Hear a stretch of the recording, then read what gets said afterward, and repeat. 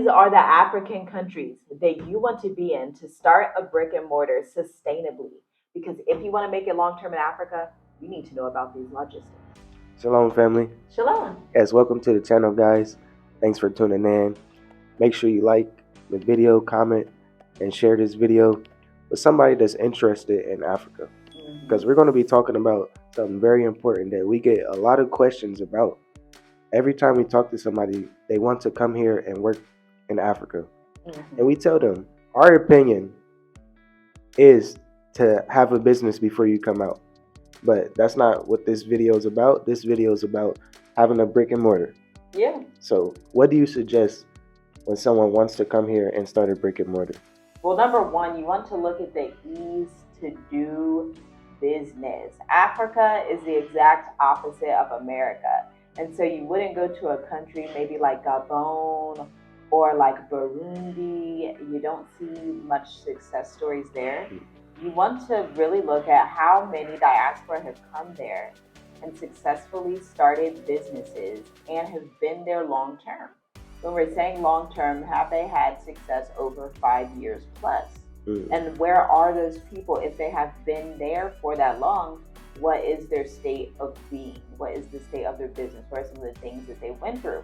So number one would obviously be Ghana. Ghana is number one for this because they've proved over the decades since the 60s and 70s that they are a haven for diaspora and Africans across the continent to come in and build businesses, thriving businesses 5 to 10 years out. Exactly. So you got to think about where are the countries that most of our people go, or most of the black diaspora go to, such as Ghana. Another great one is Rwanda. Not a whole lot of people go here, but Rwanda for business, they're on the least corruption index that we keep preaching about to y'all in Africa, because this corruption ain't no joke, okay? So you want to know and be in these least corrupt countries because your barrier to do business. And I think the easiest way you can describe this in a country that we used to live in, for everything that you would do in the business, you're registering the tax, you're registering the license, you're registering all this other paperwork, you're registering that, you're registering that, you're registering all these things. You would always have to bribe someone to get it done, or your papers would sit there in a file for months on end, versus being in a country like Rwanda or Mauritius or Seychelles or Cabo Verde, where it's like they actually have systems in place for entrepreneurs to come in, and they want to make it easy. They're not necessarily there to just grab all of your money as much as possible. They're there because they actually value investment. So Rwanda is definitely one of the top ones. They also have a low barrier to entry. You can register a company there online without being in the country. Exactly. That means you can take a trip and then establish your brick and mortar, do your market research to see how you're going to build the sustainable brick and mortar. Exactly. So that you said something very important, the systems of the country. So if the country has a good system where they email you back super quick, or the website looks pretty good, it's working fine, there's no mistake, similar to America. So that should tell you this is a good country to go to and really start that brick and mortar. Another one that I was going to say was Nigeria, because we hear a lot of people that goes there, and the GDP, I want to say they have the biggest GDP in Africa. So those are important things to look for too when you're thinking about going to a country to start a brick and mortar. Also, some good advice for someone that wants to come to Africa and start a brick and mortar: go to the big city, because those are the people that will come spend money. You don't want to go to a village or just like a small town, because your business is not going to do as well as you want, especially having a different currency. If you go to a village or a small town, you're probably going to have to buckle down with the locals. You have to, the locals will have to spend their money with you, and you have to really learn how to live a local life. Meaning they're making a few hundred per month, if that. Yeah. If that. Yeah. Maybe 1,000. Just put it like that. Maybe 1,000 at the I don't want to say the most, but yeah. For sure. Yeah, because there's a lot of people from India that do the same thing, and it's easier for them because their economy is similar to a lot of African economies. But for you as an American or a diaspora from the UK, you're going to go through a culture shock trying to adjust to your business that was making $5,000, $10,000, $20,000 a month.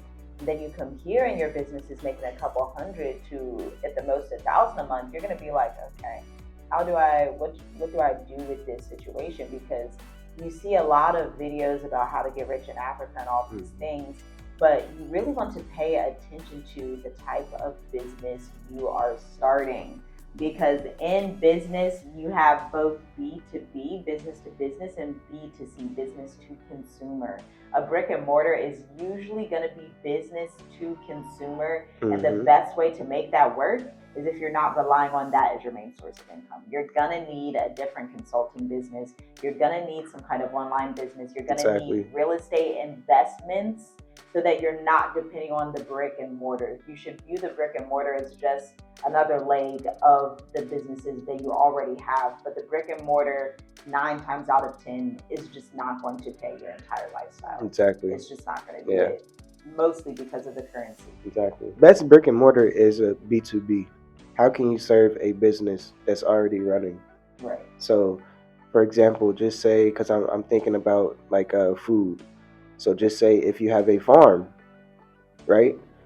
You have multiple businesses that will want your growth, your vegetables, your fruits, your poultry, your cows, your milk and stuff like that. So if you have a business such as that, that's a B2B business, and that really will sustain you long term because everybody needs food.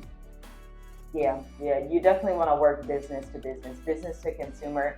And if you're honest, unless you have a large social media following, even in America, a business to consumer is quite filled with labor and quite difficult because a lot of people leave their 9 to 5 because they don't want to work 40 hours, and they find out if they do a B2C, business to consumer, with like body butters or maybe whatever products they have out there, hair care products, something like that, they find out, wow, I had to work 60 hours a week for less money. And so then you end up in a similar situation where you're just grinding, and you're not getting a profit or making a better income from everything that you're doing. And you're just like grinding at the mill nonstop. And so what you want to do is ask yourself, okay, how can I change this into a business to business offer?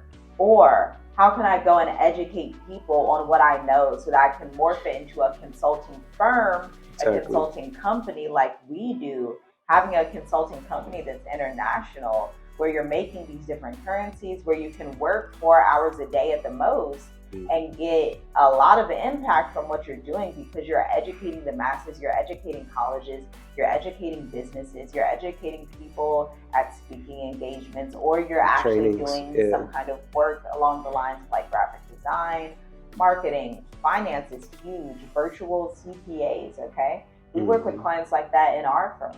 Exactly. So you really got to think about how can you break it down.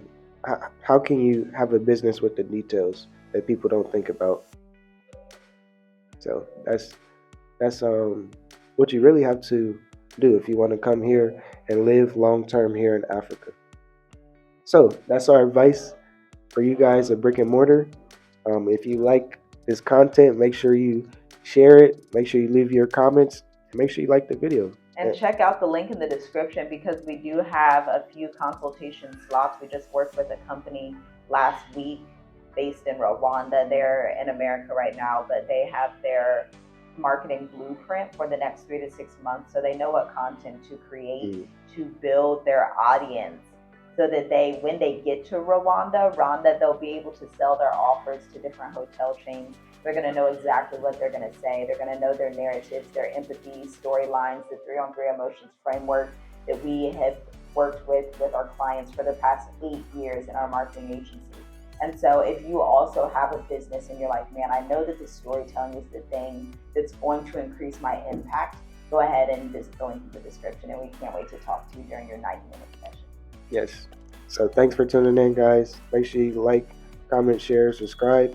we'll talk to you in the next video. Shalom.